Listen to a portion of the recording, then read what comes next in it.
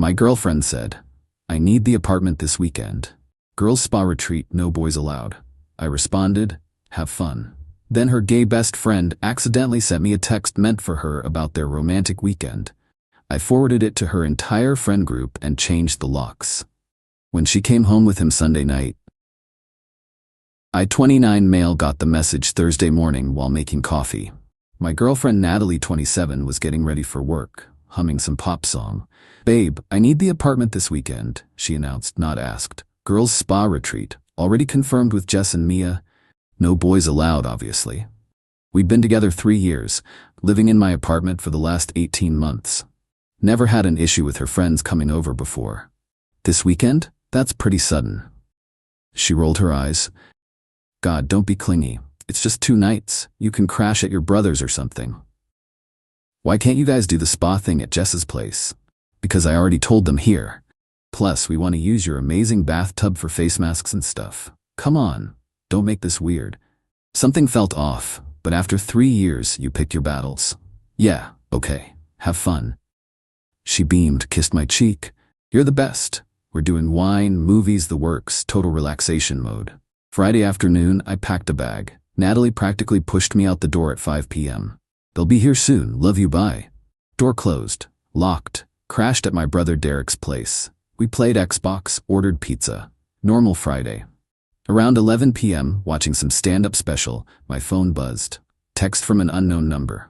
"Unknown, can't wait for tomorrow night, babe. Got us that wine you love and those candles. Romantic AF." I stared at it. Wrong number, obviously. Was about to delete when another came through. "Unknown. Nat, are gonna look so hot in that lingerie. Worth every penny, lol." My blood went ice cold. Natalie. The next text confirmed it. "Unknown. Shit, wrong person. This is Garrett BW. Nat gave me her number for emergencies. Please don't say anything. She'll kill me." Garrett, her gay best friend from college. The one she swore was practically her sister. The one who came to our dinner parties with his boyfriend, who I'd never actually met now that I thought about it. My hands were shaking. Derek noticed. "Yo, you good?" Showed him the texts. His face went dark. "That yeah." "What you gonna do?" Good question. Confront her? Storm over there? Part of me wanted to. But the calculating part, the part that was already 3 steps ahead, had a different idea. Nothing, yet.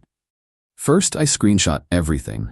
Then I opened Instagram. Natalie had already posted stories. Her, Jess, and Mia with face masks, wine glasses, girls' night, spa weekend. Looked convincing. Except, I zoomed in on one photo. Reflection in the wine glass. A man's watch on the coffee table. Garrett's watch. I knew because he'd bragged about it last month. Limited edition something or other. The rage was cold now. Methodical. Update 1 Saturday morning came with a plan. Not a rage plan, a consequences plan. First move. Documentation. Garrett's texts were just the start. I went through our message history with fresh eyes. All those girls' nights Natalie had. All those times Garrett was having boy troubles and needed her support. The weekend trips to see her college friends where Garrett just happened to also be visiting. Pattern established. Second move. Information gathering. Created a throwaway Instagram account. Checked Garrett's stories. The idiot had posted from my apartment. My couch visible in the background of his chill weekend vibes post. He'd even tagged the location as our neighborhood. Third move. Nuclear option prep.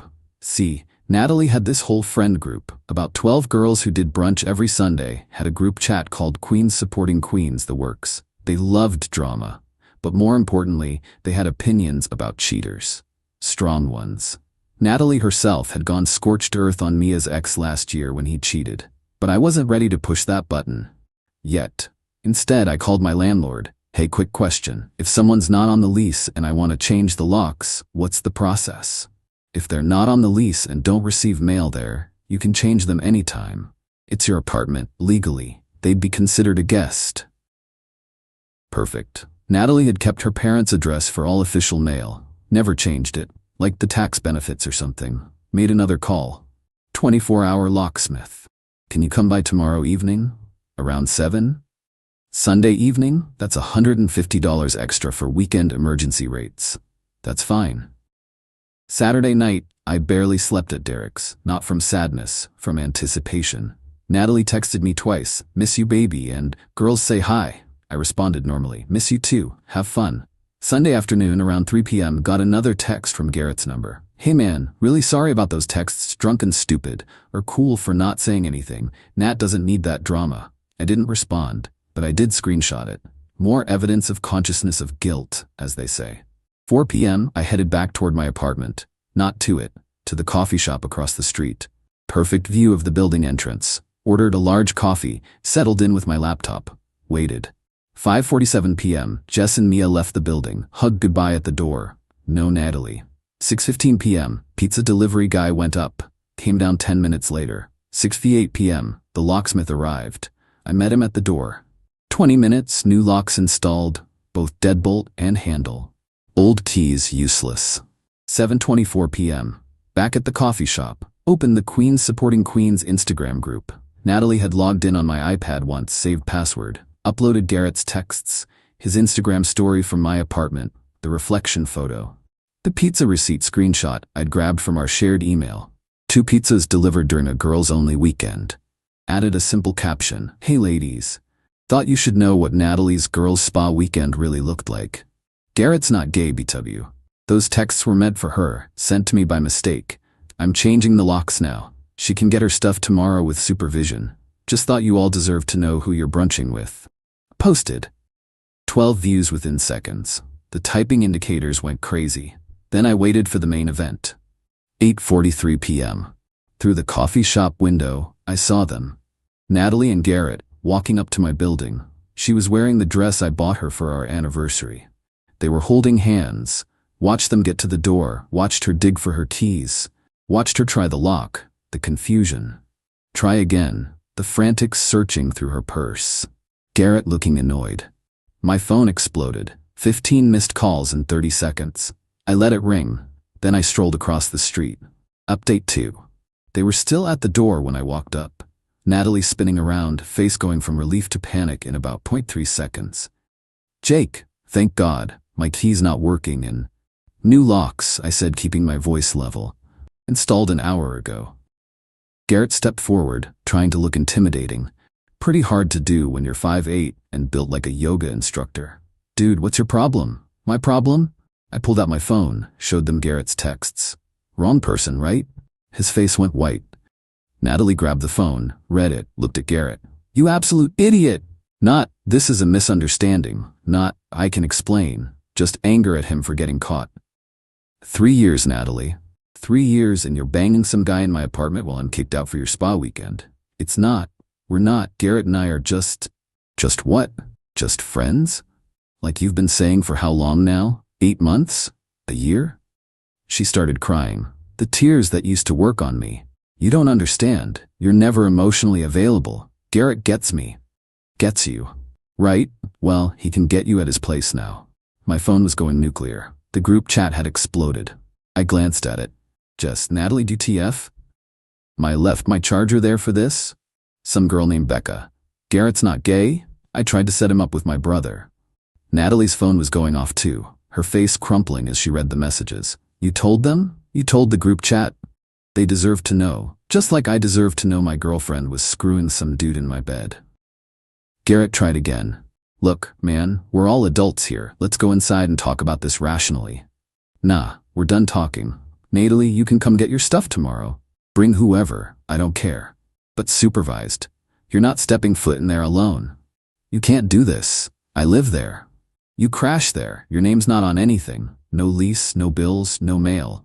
Legally, you're a guest, and I'm revoking the invitation. She turned on the waterworks full blast. Where am I supposed to go? I hear Garrett's got a place. Very emotionally available. Garrett's jaw clenched. It's complicated. I have roommates. Natalie spun on him. Complicated? You said, we should discuss this somewhere else. He cut her off, glancing at me. The realization dawning on her face was almost worth the whole mess. He'd sold her some story, probably about them getting a place together once she left me. But dude lived with 3 other guys in some cramped rental. I knew because I'd dropped him off once after a party. My phone rang. Natalie's mom. I let it ring. Baby, please. Natalie tried one more time. It was a mistake, a moment of weakness. We can do counseling. Moment of weakness? You planned an entire weekend. Made up a spa story. Posted fake photos with the girls. That's not a moment. That's a whole ass conspiracy. Her phone rang. She looked at it, face going pale. My mom. Yeah, she called me too. Wonder how she found out. The group chat. Someone had tagged Natalie's sister, who definitely told their mom. The infrastructure of her deception collapsing in real time. I need my things, my work clothes, my laptop. Tomorrow, text me a time, you get 1 hour. Bring whoever to help carry boxes. That's it. Started walking back to my apartment. They followed. Jake, come on, Natalie shouted. You're being ridiculous. So I made a mistake. Mistake? You kicked me out of my own apartment to hook up with your gay best friend. That's not a mistake. That's a choice. Multiple choices. Dozens of lies. We'd reached my building door. I turned around one last time. Garrett was trying to call someone. Probably those roommates begging for couch space. Natalie was ugly crying now, makeup running everywhere. Oh, and Natalie? Your spa weekend story? Next time you post fake girls' night photos, maybe check the reflections. Garrett's watch was visible in your wine glass. Went inside, locked both new locks. Stood in my apartment. My apartment. Her stuff was everywhere. The throw pillows she insisted on, her organic tea collection, the live, laugh, love wall decal I always hated. Poured myself a whiskey. My phone had 47 texts, mostly from the group chat, 23 missed calls, and counting. Natalie's social world imploding in real time. By tomorrow, everyone would know. Not through me spreading rumors, but through her own friend group's gossip network. Heard pounding on the door. Natalie's voice. Jake, you can't do this. My whole life is in there. No, I thought. Your stuff is in there. Your life is out there, dealing with the consequences. The pounding continued for about 10 minutes, then stopped. Then my phone buzzed. Text from building management. Mr. Peterson, we've received a noise complaint. Please address the situation, I responded. Ex-girlfriend locked out after cheating. She's not a tenant. I've asked her to leave. If she continues, please call the police. 5 minutes later, the pounding stopped for good. Monday was going to be interesting. Update 3. Monday morning came with a hangover and 183 text messages. The group chat had gone through several stages of grief overnight. Shock, anger, then the detective phase, where they pieced together all of Natalie's lies over the past months. Turns out I wasn't the only one she'd been playing. Jess texted me privately. She borrowed $300 for her mom's medical bills last month. Her mom just told me she's never been sick. WTF. Mia. Those designer bags she said were gifts from her bonus? Garrett posted about buying his girl presents. I feel so stupid. The appointment for her to get her stuff was set for 4 p.m. She showed up at 3:30 because of course she did. Brought her sister Amy and 2 guys with a truck. No Garrett. Interesting. Amy tried the sympathy angle while we waited for 4. She's devastated, Jake. Hasn't stopped crying. Cool. That's it? Cool? After 3 years? After 3 years of what? The last year was apparently a lie. So really, after 2 years and whatever performance she was putting on while screwing Garrett. Natalie stood there, puffy-eyed, silent, wearing sweats and looking rough. The guys with the truck looked uncomfortable. 4 p.m. exactly, I opened the door. Had everything boxed and labeled in the living room. Clothes, toiletries, her books, everything. Even her stupid wall decal, carefully peeled off and rolled up. 1 hour. Take only what's in the boxes. Everything else stays. She tried to push past me toward the bedroom. I need to check. Boxes. Only. Or leave now with nothing. She looked at Amy, who shrugged. They started loading. Natalie kept trying to make eye contact, kept starting sentences and stopping. Finally, as they carried the last box out, she broke. I loved you, she said quietly. I did. Garrett made me feel special. And I didn't? You made me feel secure. There's a difference. Right. I was the safety net while you played with the trapeze artist. Got it? That's not. She stopped. Where am I supposed to go? That's a you problem. Amy's? Your parents? Maybe Garrett finally cleared it with his roommates? Her face darkened. He says he needs space to figure things out. I actually laughed, full belly laugh. Space? That's beautiful, really. She started crying again. Amy rubbed her back, shooting me dirty looks. The truck guys were already at the door with the furniture dolly. We done here? One asked. Wait, Natalie said. My necklace, the one you gave me for Christmas. It's in the jewelry box on the dresser. That stays. But you gave it to me. I gave it to my girlfriend. You're not her anymore. You're the woman who lied to me for months and kicked me out of my own apartment to hook up with another dude. Amy stepped forward. That's theft. Sue me. They left. Natalie, looking back one more time, maybe expecting me to break, to call her back. I just closed the door. The aftermath rolled in over the next week. Garrett got dumped by his actual girlfriend. Yeah, turns out he had one. Some girl in another city who found out through Instagram. The web of lies was impressive. Natalie's friend group split. Half thought I went too far with the public exposure. Half thought she deserved worse. The Sunday brunches were on pause indefinitely. She moved back in with her parents, put up some motivational quotes about growth through adversity on social media. Garrett tried to salvage his reputation by claiming he was exploring his sexuality and that I was being homophobic. That lasted about 5 minutes until someone posted screenshots of him hitting on 3 different women at a bar that weekend. The best part? 2 weeks later, I got a Venmo request from Natalie. $47.50. For my half of the utilities this month. The entitlement. The sheer, unbelievable entitlement. I declined it and blocked her. It's been a month now. Apartment's been rearranged completely. Got rid of everything that reminded me of her. Even bought new sheets, new towels, the works. My brother says I'm being extra, but I don't care. It's my space now. Actually mine. Dating? Nah, not yet. Still processing the fact that someone I trusted completely could lie so easily. The signs were there, looking back. The little inconsistencies. The way she'd get defensive over nothing. How her phone was suddenly always face down. But I'm good. Better, actually. There's something liberating about slamming the door on toxic people. About not trying to save something that's already dead. About letting people face the consequences of their own choices without cushioning the fall. Natalie texted from a friend's phone last week. I know you hate me, but I just wanted you to know Garrett and I aren't together. It meant nothing. I threw away everything for nothing. I didn't reply.